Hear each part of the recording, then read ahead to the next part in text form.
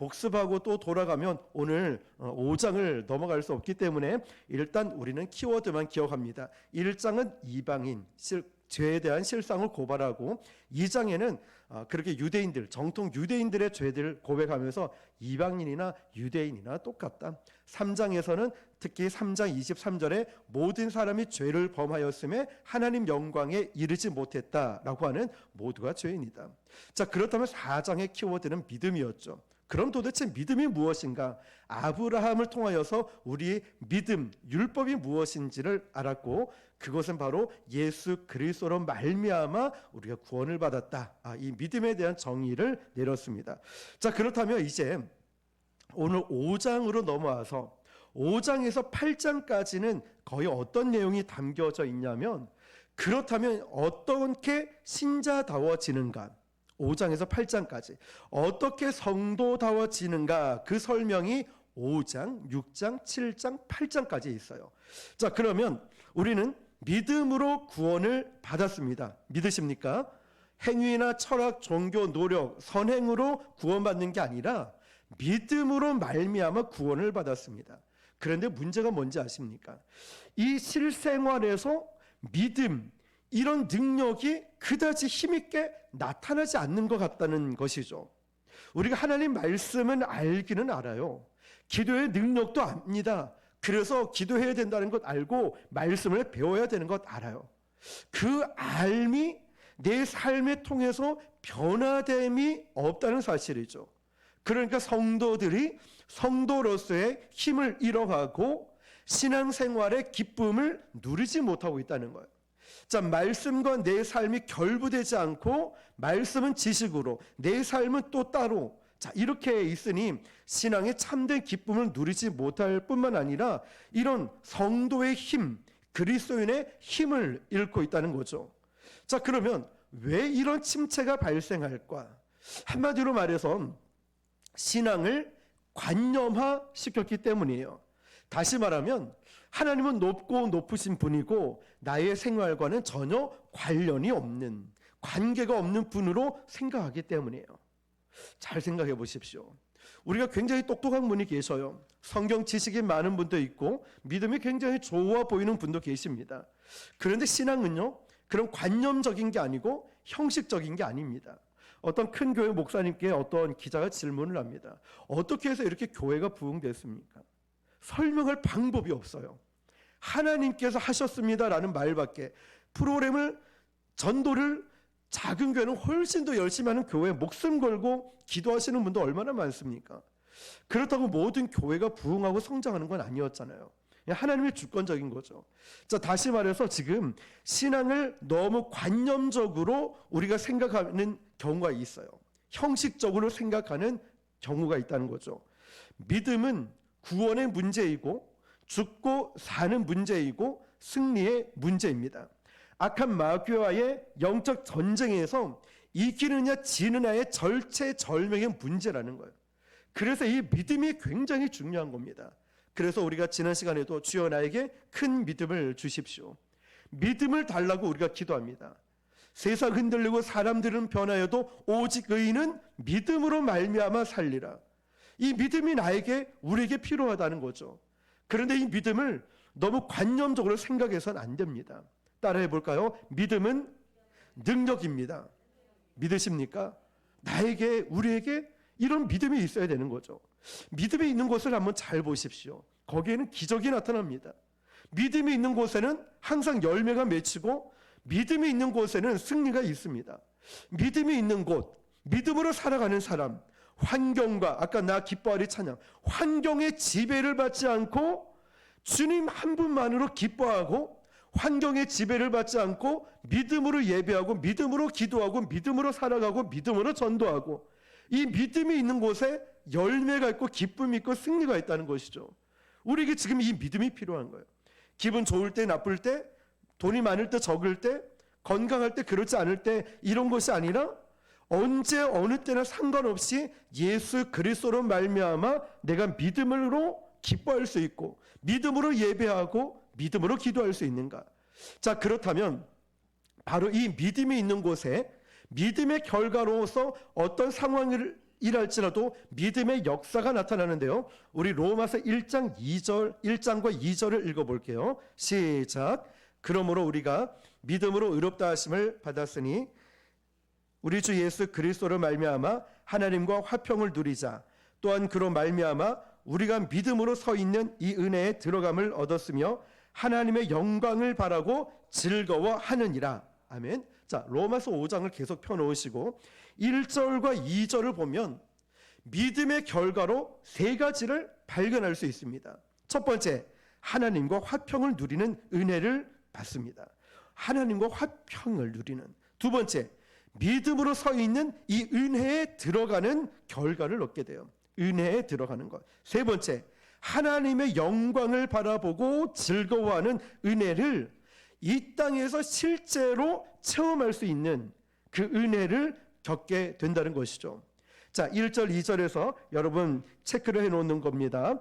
믿음의 결과를 세 가지입니다. 1절을 보면 끝에 하나님과 화평을 누리고, 두 번째, 믿음으로 서 있는 은혜에 들어감, 세 번째, 하나님의 영광을 바라보고 즐거워하는 은혜를 이 땅에서 실제로 체험할 수 있는 은혜를 얻는 것입니다. 자, 그리고 3절에서 11절까지 보면은 이 세 가지 은혜를 누리게 된 근거에 대해서 설명을 하고 있습니다. 그래서 성경학자들은 그 근거를 이신칭의의 결과, 이신칭의의 열매라고 말을 하고 있습니다. 자, 그러면 다시 한번 1절을 읽어볼게요. 1절 시작. 그러므로 우리가 믿음으로 의롭다 하심을 받았으니 우리 주 예수 그리스도로 말미암아 하나님과 화평을 누리자. 아멘. 자, 말씀을 조금 더 풀어볼게요. 우리가 믿음으로 의롭다 하심을 받았다라고 했죠. 무엇으로 의롭다 하심을 받았죠? 그래요, 믿음이에요. 자, 의롭다함을 받았으니 이거는 과거형을 말하고 있는 거예요. 그것 때문에 얻어지는 결과가 하나님과 더불어 화평을 누리는 것, 이것은 시제를 말하면 현재를 말하고 있습니다. 자, 믿음의 결과가 우리에게 가지고 온 것을 한마디로 요약하면 하나님과의 화평이라는 거예요. 믿음 때문에 하나님과 화평하게 되었다. 그럼 화평의 반대말은 원수가 되겠죠. 무엇 때문에 하나님과 원수가 되었죠? 죄 때문에. 그래서 하나님은 독생자 예수 그리스도를 우리 죄를 대속하기 위해서 십자가의 죽으심으로 하나님과 인간 사이의 화목, 화평을 이루게 만든 거예요. 이걸 우리는 뭐라고 부르냐면 복음이라고 부릅니다. 복음. 그래서 지난 주일날 대제사장이신 예수 그리스도에 대해서 나누었죠. 자, 인간의 제사장은 아주 연약한 자, 그래야 사람들을 이해할 수 있기 때문에. 자, 중재자의 역할, 하나님과 인간 사이의 중재자 역할이 대제사장이었어요. 그러나 인간은 유한적인 인간이기 때문에 예수님은 영원하신 대제사장이시죠. 그래서 인간들이 1년에 한 번씩 속죄제를 대속죄일에 어린 양의 피를 가지고 나아갔죠. 지성소로. 그때 두 가지 대제사장에게 장치를 합니다. 그때 사진 기억하실지 모르겠지만 허리에 끈을 묶습니다. 그리고 옷에 방울을 달아놓죠. 왜냐? 지성소에 들어갔다가 대제사장의 죄가 드러나면, 이 범죄함이 드러나면 거기서 즉시로 죽는 일이 있기 때문에 줄을 흔들어 보아서 방울 소리가 나지 않으면 아이고 죽었구나, 밧줄을 당깁니다. 제사장을 끌어내기 위해서. 이럴 때 제사장이 그 지성소로 들어간다는 건 목숨을 거는 일이었습니다. 우리는 하나님과 원수가 되었죠, 죄 때문에. 그러나 하나님이 우리 사이의 화평, 화목을 이루고 우리 인간이 하나님께 담대히 나갈 수 있는 길이 열린 것입니다. 이것이 축복이자 성경의 핵심 메시지이죠. 그러면 여기서 화평을 주신 대제사장이 누구십니까? 예수 그리스도라는 거죠. 마침 지난 주일 설교 말씀이 영원한 대제사장을 설교를 했기 때문에 오늘 말씀이 굉장히 잘 접목이 되는 것 같습니다. 그래서 대제사장이신, 영원한 대제사장이신 예수 그리스도로 말미암아 우리가 믿음으로 의롭다 하심을 받고 예수 그리스도로 말미암아 하나님과 화평케 되었다는 거예요. 자, 믿음의 결과는 화평케 하는 자. 이게 믿음의 능력이고 화평이라는 거죠. 화평을 누리자, 화평을 누리자. 영어 성경에 보면 이렇게 표현을 합니다. 우리가 현재 화평을 갖고 있다. 화평을. 자, 이것은 현재를 강조하고 있는 거예요. 내가 지금 예수 그리스도로 말미암아 마음이 평안하다. 하나님과 나 사이에 화평을 누리고 있다라는 거죠. 사도 바울은 여기에서 그 화평이라는 주제를 꺼냅니다. 이 화평을 헬라어 말로 에이레네라고 부르죠. 에이레네. 히브리 말로는 화평을 샬롬이라고 부릅니다. 그러면 예수님이 이 땅에 오신 목적이 뭐냐? 평화를 주시기 위해서 오셨죠. 화평. 하늘에는 영광이요 땅에서는 기뻐하심을 입은 사람들 중에 평화로다. 예수님이 오신 목적이에요. 평화를 주시기 위해서. 그런데 여러분, 요한복음 14장 27절을 보니까 이렇게 기록되어 있어요. 예수님께서 말씀하시기를 내가 너희에게 평화를 끼치노니 내가 주는 평화는 세상이 주는 것과 같지 아니하노니 라고 말씀해요. 평화를 주시는데 세상이 주는 것과 같지 않다. 왜 이런 말씀을 하고 계시냐면 그 당시에 로마 제국에도 평화라는 단어를 썼습니다. 이 당시 로마 제국은 평화를 어떻게 썼냐면 팍스 로마나 이렇게 썼어요. 팍스 로마나. 그러니까 로마에도 평화라는 단어를 썼어요. 그런데 로마에서 추구하는 평화가 뭐냐면 힘, 권력, 정치, 군사 이런 강력한 이런 군사적인 압제를 갖고 있는 평화를 말한 거예요. 그러니까 이 평화를 누리기 위해서 너를 눌러야 돼. 너는 힘에 굴복해야 돼. 그래야 딱 조용해지니까. 그래서 로마가 주장하는 평화는 팍스, PAX 로마라고 불렀던 거예요. 평화의 제국은 그렇게 된 겁니다. 로마는. 그런데 이 평화는 힘, 물리적인 힘이 기초한 평화라는 거예요. 그래서 이 물리적인 힘의 균형이 무너지고 기울어지면 금방 뭐가 일어나냐? 전쟁이 일어나는 거예요. 그러면서 평화가 깨지는 거죠. 이런 로마에서 주장하는 평화, 힘, 권력, 물리적인 힘의 평화는 오래가지 못한다는 거예요. 우리가 예를 들면 율법을 배울 때 지난 시간에 억지로 율법을 지키려고 하니까 죽을 것 같은 거예요. 그래서 한 하인의 여자 종 얘기를 꺼냈죠. 왕자와 처음에는 왕자와 시녀 관계에 있을 때는 빨래하고 밥하고 힘들었는데 어느 순간 썸을 타고 어느 순간 결혼했더니 이제는 율법이 아니라 사랑하는 관계로서 이걸 감당하니까 반찬 10가지 하는 거 11가지, 12가지 하고 이제는 율법에 얽매인 게 아니라 사랑의 노예가 됐다는 것이죠. 그런데 이 로마에서 추구하는 평화는 물리적인 평화였어요. 그러나 예수님이 주시는 평화는 세상이 주는 것과 같지 않다라고 분명하게 말씀하셨습니다. 그래서 우리가 신앙생활 할 때에도 내 안에 억지로 기도하고 억지로 예배하고 억지로 헌신하는 것이 아니라 우리가 연보, 헌금을 드릴 때도 형제와 분쟁인 것을 보고 화해하고 드리라고 했고 우리도 즐겨내는 자를 하나님이 기뻐하신다 했고 자원하는 심정으로 드리라고 했죠. 성전 건축할 때도. 자, 마찬가지로 예수님은요. 요한복음 14장에서 내가 너에게 평화를 끼치노니 내가 주는 평화는 세상이 주는 것과 같지 않다라고 했습니다. 그럼 예수님이 주는 평화는 무엇일까요? 바로 절망에 빠진 사람들에게 찾아와서 그 죄짐을 담당하고 십자가에서 그 모든 죄값을 담당하고 우리의 모든 죄를 회복시킨 평화라는 것입니다. 그래서 이 평화는요, 사람이 만들어낸 평화가 아니에요. 물리적인 힘이 가해서 만들어진 평화 아닙니다. 누가 주신 평화입니까? 예수님께서 주신 평화예요. 주님이 만들어내신 평화라는 것이죠. 그래서 이 평화의 주도자가 누구냐면 내가 아니라 환경이 아니라 돈이 아니라 물질이 아니라 예수님이시라는 거죠. 그 평화를 주시는 분이 예수님이시고 그 평화를 우리에게 만들어주시고 우리에게 안내하고 주시는 분도 예수님이시라는 것이죠. 그래서 성경은 뭐라고 얘기하냐면 이 평화, 화평을 누리자라고 말을 하고 있어요. 화평을 누리자. 야, 너 화평해, 평화해 이렇게 말하지 않고 있어요. 명령하지 않아요. 평화를 누리라고 말씀하고 있다는 거죠. 그래서 2절을 읽어볼게요. 시작. 또한 그로 말미암아 우리가 믿음으로 서 있는 이 은혜에 들어감을 얻었으며 하나님의 영광을 바라고 즐거워하느니라. 아멘. 자, 서 있다. 이 말은 왕 앞에 서 있다라는 거예요. 이 은혜에 들어간다 이 단어 자체가 이 당시에 왕실 용어였습니다. 그러니까 왕실에 들어갈 때, 왕 앞에 들어갈 때 이 단어를 썼다는 거예요.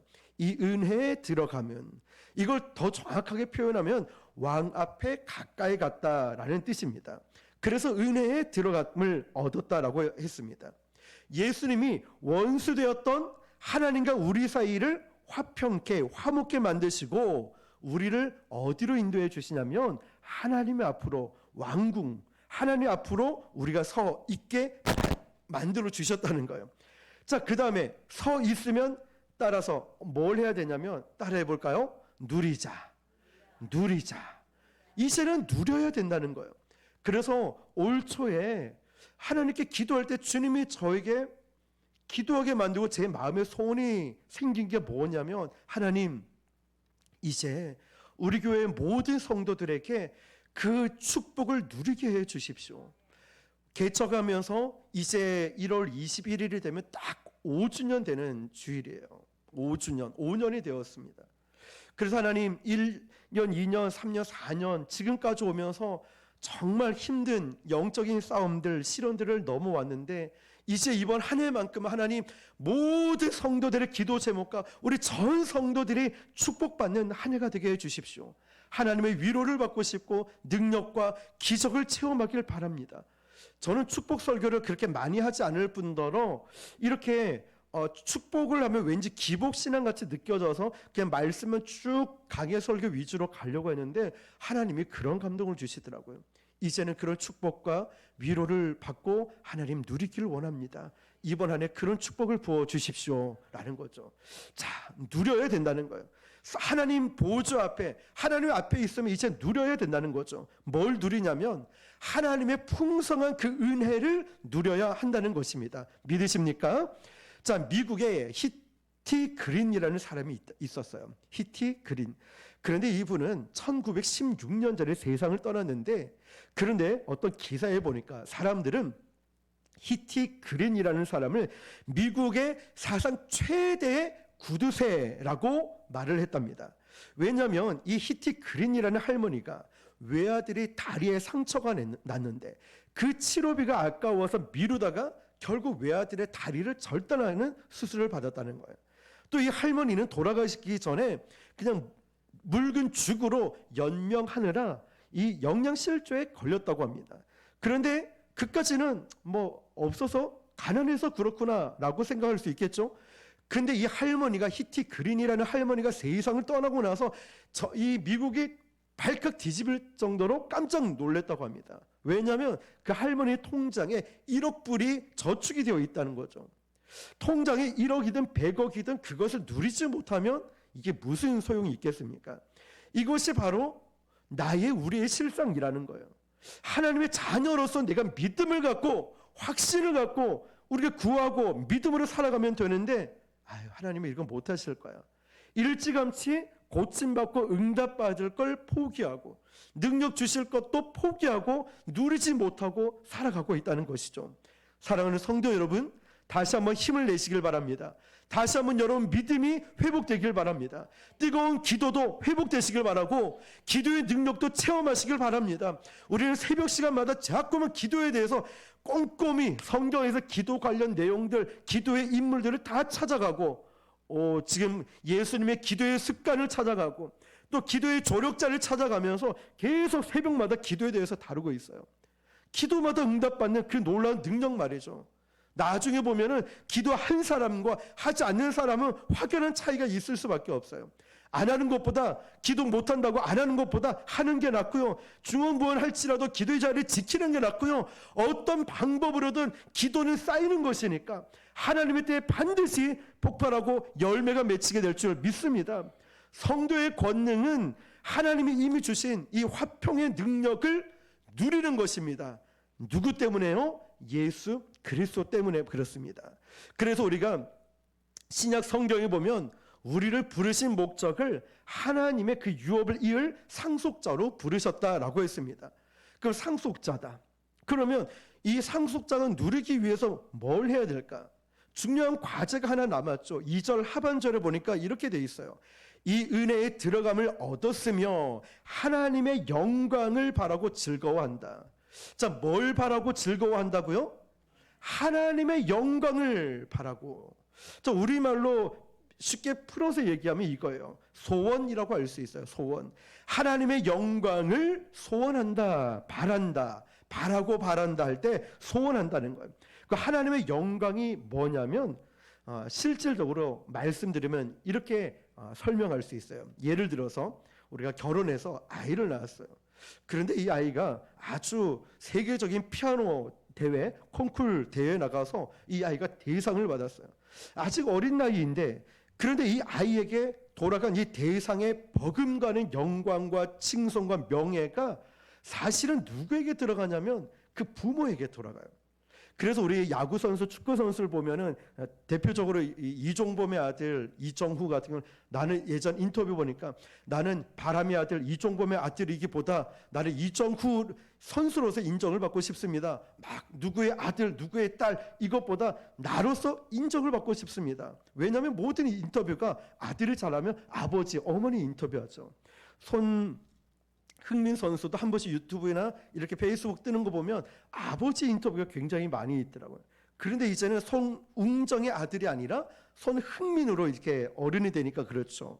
자, 그러면서 어린아이가 콩쿨 대회에서 대상을 받으니까 그 이 부모는 피아노 건반에 한 번도 앉지 않은 이 부모, TV 카메라, 유튜버들이 막 취재하고 난리가 난 거예요. 이 아이를 어떻게 키웠냐고. 말씀과 기도로 양육했습니다. 키웠습니다. 그러니까 아이가 잘 되면 모든 영광의 칭송은 부모가 받는다는 거예요. 마찬가지예요. 하나님의 영광은 지금 누구를 가리키고 있냐면 바로 우리를 가리키고 있는 거예요. 바로 저와 여러분이 하나님의 영광입니다. 면류가 아니라는 거예요. 그래서 우리는 존귀한 자이고, 우리가 잘하면 누가 영광을 받냐? 하나님의 영광을 받는 거예요. 자, 여러분, 그렇다면 하나님이 우리 각자를 소명하시고 부르실 때 저와 여러분을 향한 하나님의 큰 그림이 있다는 거예요. 빅픽처라고도 말을 하죠. 완성할 목적이 있다는 거예요. 저와 여러분의 사명이 있다는 거예요. 어떤 인간적 눈으로 나는 별로 잘하는 게 없어요 라고 보이는 하찮은 인생이라 할지라도 하나님은 무심코 그냥 두시는 사람이 한 명도 없습니다. 하나님의 때가 되면 하나님의 방법으로 반드시 사용하십니다. 그런데 순종이라는 그릇에 담아서 사용하신다는 거예요. 내가 순종하지 않으면 하나님이 쓰실 수 없다는 거죠. 자, 저와 여러분, 우리 모두가 다 하나님의 목적과 소중한 영광을 가지고 우리를 창조하셨습니다. 이게 하나님의 목적지라는 거죠. 그런데 여기를 보니까, 말씀 보니까 하나님의 영광을 보고 뭐 한다고 되어 있냐면 즐거워한다라고 되어 있어요. 즐거워한다. 이걸 좀 쉽게 번역을 하면 영어 성경에는 자랑하느니라 라고 되어 있어요. 하나님의 약속하신 거는요, 이루어진 거는 마찬가지예요. 믿으십니까? 그래서 우리 주님의 성경에서도 하나님 말씀하시면 주님 나에게 말씀하여 주십시오. 주의 음성을 듣길 원합니다. 이런 고백들을 하죠. 왜냐? 말씀하시면 이루어지고 말씀하시면 반드시 성취가 되기 때문에 그렇죠. 된 거나 다름없어요. 주님의 음성을 들으면. 그 자랑은 두 가지 근거를 둬요. 첫 번째가 뭐냐면 하나님의 능력과 성품의 근거를 둔다는 거죠. 하나님의 성품은 성실하신 분이셔요. 후회가 없으신 분이시고 하나님의 말씀하시면 그대로 이루시는 분이십니다. 그 하나님은 저와 여러분을 사랑하시는 분이셔요. 그분이 우리 아버지가 되시는 거죠. 인간의 아버지는 실패하면 못 해줍니다. 없으면 못 해줘요. 그러나 우리 하나님 아버지는 차원이 다른 전지전능하신 분이십니다. 우리의 믿음은 그분의 성품과 능력에 뿌리를 두는 거예요. 신실하신 하나님, 영원히 불변하시는 하나님, 성실하신 하나님, 한 번도 변하지 않으시는 하나님, 우리의 믿음은 거기에 뿌리를 두는 거예요. 내 환경이나 가진 것, 내 연약함에 뿌리를 두는 믿음이 아니라는 거예요. 나는 부족하고 연약하죠. 그러나 약한 나로 강하게 하시는 하나님께 뿌리를 두는 게 그 말씀이에요. 2절 하반절에 이렇게 되죠. 이 은혜에 들어감을 얻었으며, 자, 왕실에 들어가는 용어로 있어요. 하나님의 영광을 바라보고 즐거워한다, 자랑한다는 거죠. 하나님의 영광, 즉 내 인생을 통하여서 하나님이 완성하실 그 목적지, 그 완성하실 그 자리까지 자랑할 수 있도록 매일매일 새롭게 축복해 주신다는 거예요. 이게 첫 번째 자랑이라는 것이죠. 아브라함도 아시죠? 부족했죠. 또 사라도 불신앙이 있었죠. 그런데 하나님은 불신앙과 부족함을 다 뜯고 걷어내서 그 다음에 믿음의 아들 이삭을 주셨죠. 너의 비웃음을 건강하고 행복한 웃음으로 만들었듯이 아브라함이 잘해서가 아닙니다. 사라가 잘해서 그런 게 아니에요. 그런데 히브리서 11장은 믿음의 조상이라고 칭해 주죠. 이신 칭해 주죠. 하나님이 그런 하나님이시라는 거예요. 그들이 잘해서 그런 게 아니라 하나님의 약속이 아브라함과 사라를 통해서 이루어지는 거예요. 하나님의 성실하심이 저와 여러분을 통해 이루어지시는 겁니다. 우리의 순종이라는 그릇을 통해서 말이죠. 하나님의 목적을 하나님께서 이루심을 믿으시길 바랍니다. 저는 우리 교회에 하나님의 놀라운 계획이 있는 줄 믿습니다. 저와 여러분에게도 하나님의 놀라운 계획이 있으셔서 그 기적이 있기 전에 뭐가 있죠? 위기가 있다는 거. 위기가 있어야 우리가 기적이라고 말할 수 있듯이 기도를 시키는 이유가 있고 침묵하라는 이유가 있고 부르짖으라는 이유가 있고 전도하라는 이유가 있고 다 이유가 있지 하나님은 아무 목적과 이유 없이 우리를 부르시지 않았다는 것이죠. 자, 여러분 두 번째 자랑은 뭐냐면 3절 읽어볼게요. 시작. 다만 이뿐만 아니라 우리가 환난 중에도 즐거워하나니 이는 환난은 인내를. 아멘. 자, 환난 중에도 즐거워한다라고 표현하고 있죠. 즐거워한다는 게 앞에 뭐라고 했냐면 자랑한다라고 했어요. 환난 중에도 자랑한다. 이게 뭘까요? 계속해서 4절까지 제가 이어서 보면은 환난은 인내를, 인내는 연단을, 연단을 소망을 이루는 줄 알미로다. 아멘. 굉장히 힘든 단어들이 나오죠. 환난과 인내, 연단. 자, 이것은 감성적인 표현이 아닙니다. 현실이에요. 주님 다시 오는 날까지 멀고 힘들고 어려워도 우리가 그 가는 길이 정말 더디고 힘들어도 우리가 가기 위해서 뭐가 필요하냐면 3절 보니까 다만 이뿐 아니라 우리가 환난 중에도 즐거워한다라고 했어요. 그러면 환난 중에서 하나님 어떻게 기뻐하고 즐거워할 수 있습니까? 자, 이 부분을 실제적으로 또 설명을 해볼게요. 사람은요 환난을 만나면 진짜와 가짜가 구분이 됩니다. 여러분 경험해 보셨죠? 환난을 만나면 진짜 가짜 구분이 돼요. 평상시에는 이것도 필요하고 저것도 필요하고 다 필요해 보입니다. 그런데 환난을 만나면 이 다 필요한 게 아니에요. 지난번 우리 산불 났을 때 그리고 우리 너무 안타깝지만 저기 터널에서 정말 불이 났을 때 막 불뚝 떨어지는 거 보니까 너무 무섭더라고요. 그때 가장 사랑하는 사람에게 전화를 걸었죠. 나오려고 했지만 문을 열지 못하고 도망가지 못해서 탈출하지 못해서 너무 마음 아픈 상황들이 있었죠. 그때 보면 우리가 뭘 사랑하는지 진짜를 알게 돼요. 뭘까요? 목숨이라는 거죠. 생명이라는 거죠. 나머지는 있다가도 없고 없다가도 있을 수 있어요. 그게 바로 환난이 갖는 유익입니다. 정확하게 이 환난이라는 것은 이런 뜻입니다. 막 짓눌러서 압박을 해서 거기에 진짜만 남게 만들어요. 진짜만 남게 만드는 게 인내라는 거예요. 환난은 인내, 우리에게 인내를 주고 이 환난은 나에게 진짜 신앙이 뭔지 필요 없는 가짜가 무엇인지를 구별해 줍니다. 무엇이요? 환난이. 그래서 우리의 시선이 계속 예수 그리스도께로 향하는데 이거는 한 번 보고 두 번 보고 자꾸만 보고 싶네 이 정도 가지고는 안 돼요. 이거는 계속 바라봐야 되는 거예요. 시선을. 모든 시선을 주님께 드려야 되는 거예요. 그래서 환난은 인내를 낳는다 그랬죠. 인내는 연단이 무슨 뜻이냐면 굽어지지 않는 태도를 말하는 거예요. 연단은.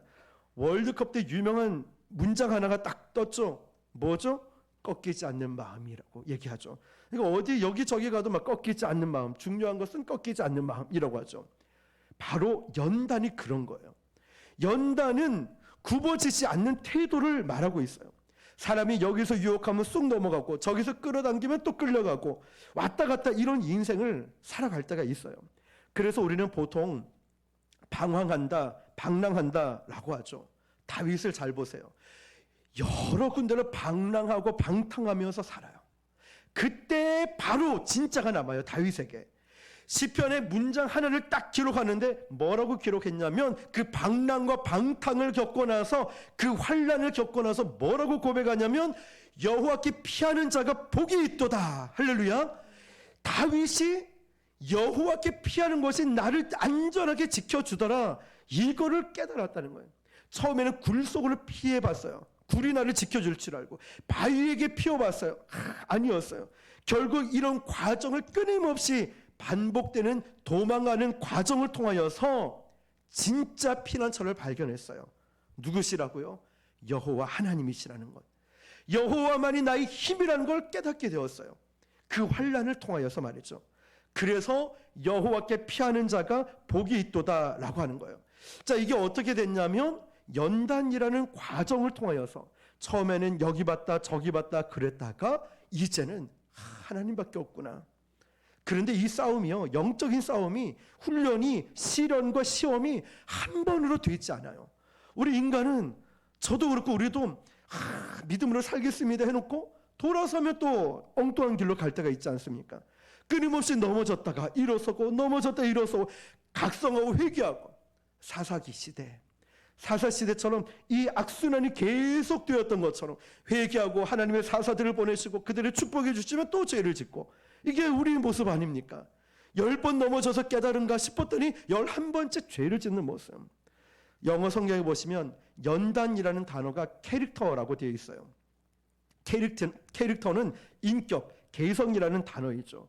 환난을 통하여서 하나님은 나의 인격을 연단시키시는 거예요. 내 성품을, 기질을 막 날카로운 칼로 깎아 도려내는 거예요. 은밀한 가운데 지었던 죄까지, 은밀한 가운데까지 아무도 모르겠지라고 했다고 쫙 가지치기를 하는 거예요. 가지치기로. 그러니까 캐릭터를 만드는 거. 어떤 캐릭터일까요? 주님이 원하시는 인격으로 막 다듬어 가는 거예요. 저는 목사로서, 부목사로서 다듬어졌다 생각했는데 이제 담임 목사로서 깎아가고, 전도자로 깎아가고, 기도자로 깎아가고, 우리 모두를 만들어가는 거예요.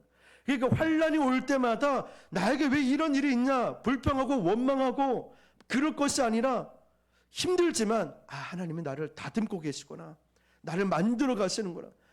그런데 여러분 생각해 보세요. 이렇게 깎아주고 다듬어지는데 안 아프겠습니까? 안 힘들겠어요? 얼마나 고통스럽습니까? 혼자라면 그렇겠죠. 나 혼자라면 외롭죠? 힘들어요. 어떻게 이 길을 혼자 가겠습니까? 절대 못 가요. 그래서 오늘 성경에 그 약속을 이렇게 보증을 해줘요. 5절 6절입니다. 시작.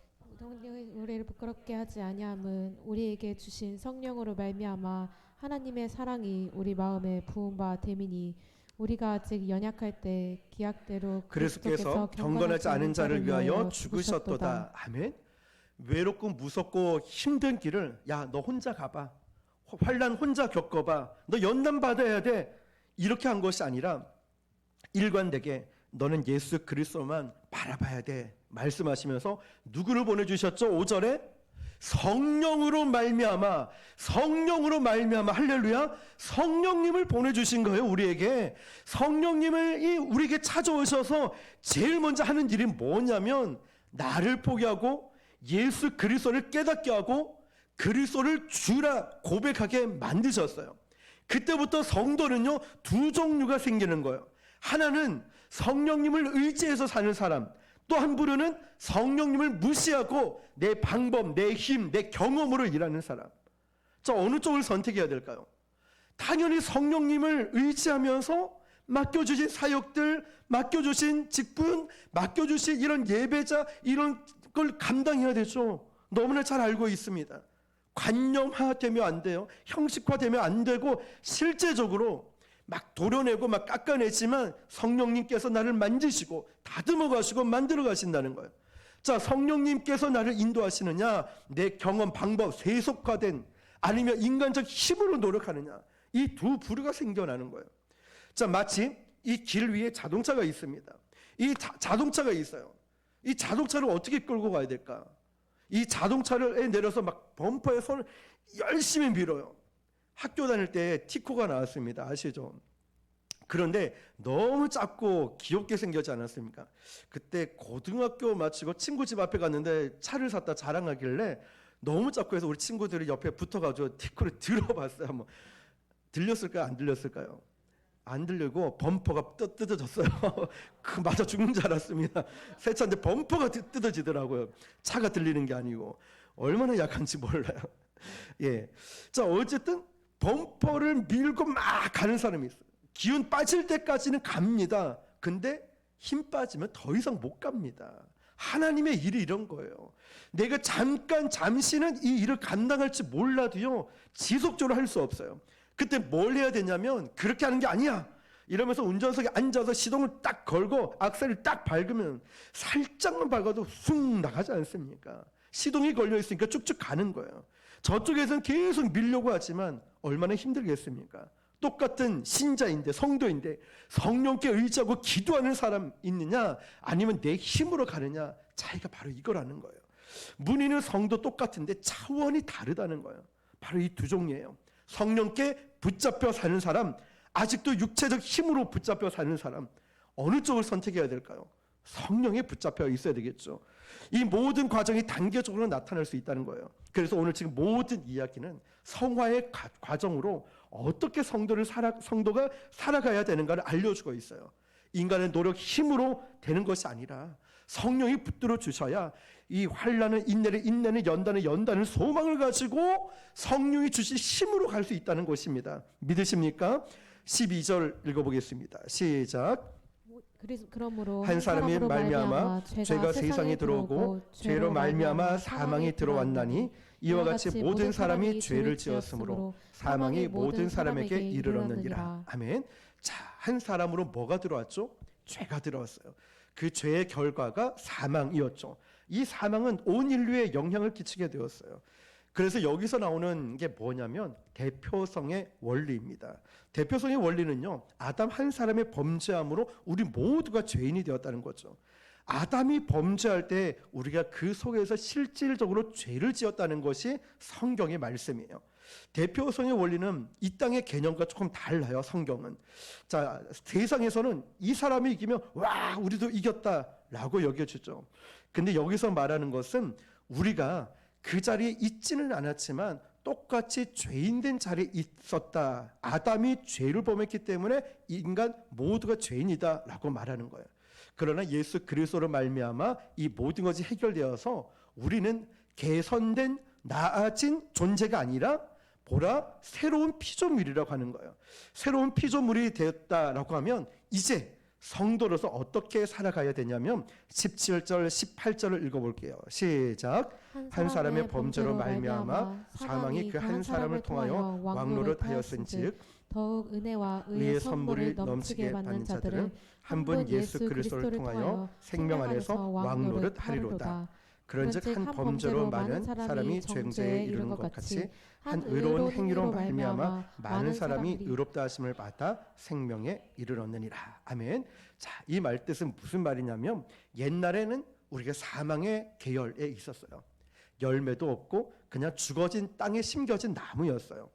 더 정확하게 말하면 죽을 죄인이 아니죠. 이미 죽었어요. 기도할 때도 우리 이미 죽었다고 표현이 정확한 겁니다.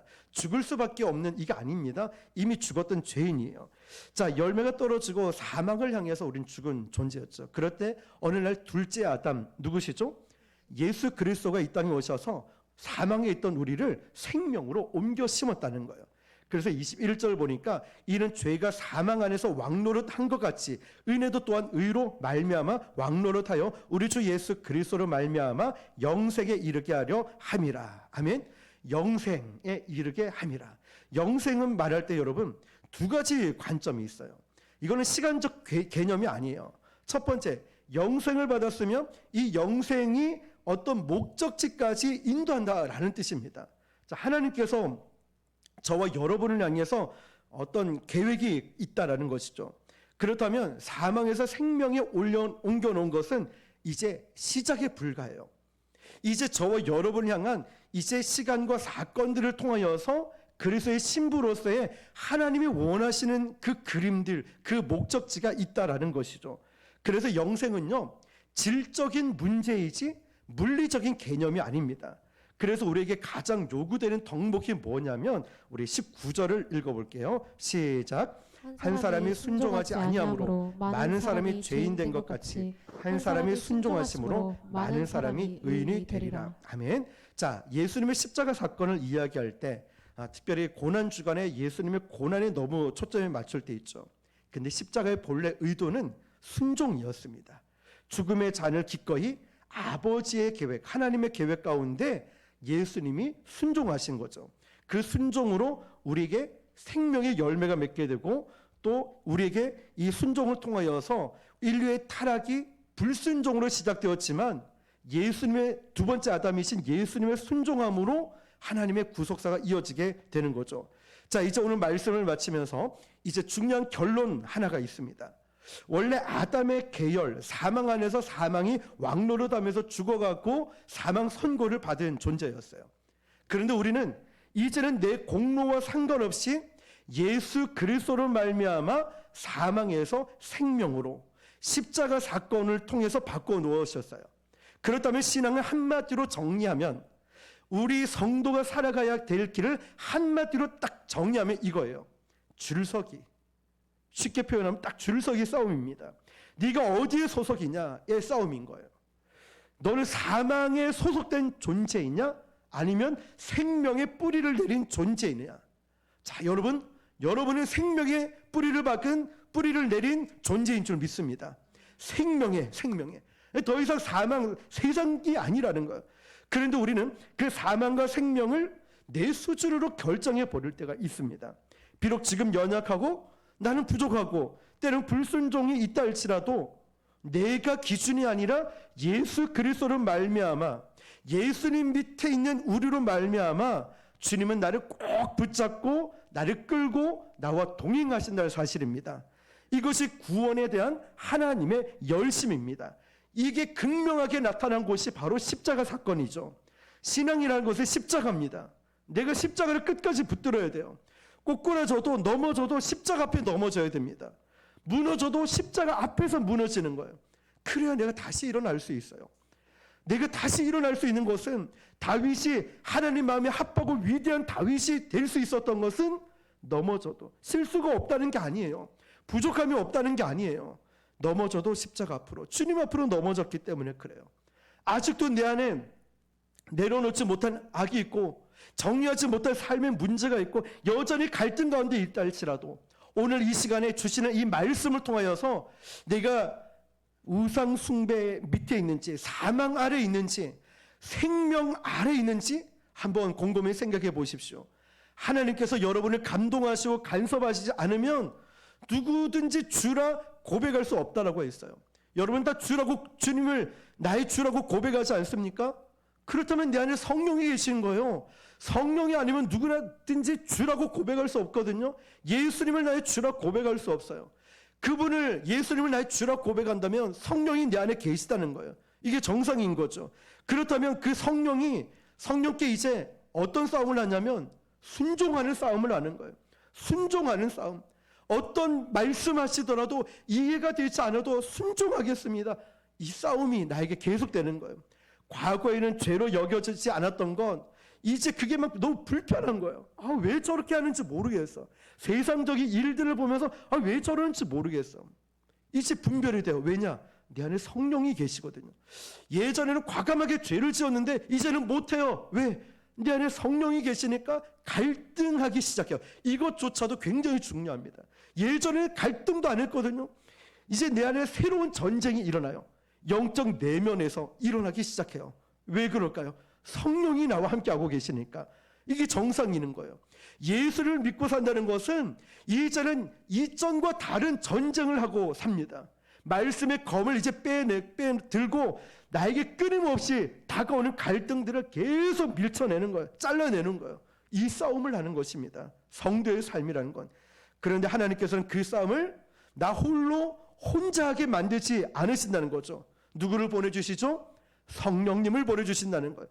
그래서 나를 보호하시고 도우시고 인도해 주시면서 주님 오실 날까지 계속해서 싸움이에요. 계속. 정말 끝이 없는 싸움이 있어요. 우리 편안한 유람선 타는 게 아니죠. 때로는 유람선 같은 것도 필요하지만 이 영적인 싸움이 계속 필요해요.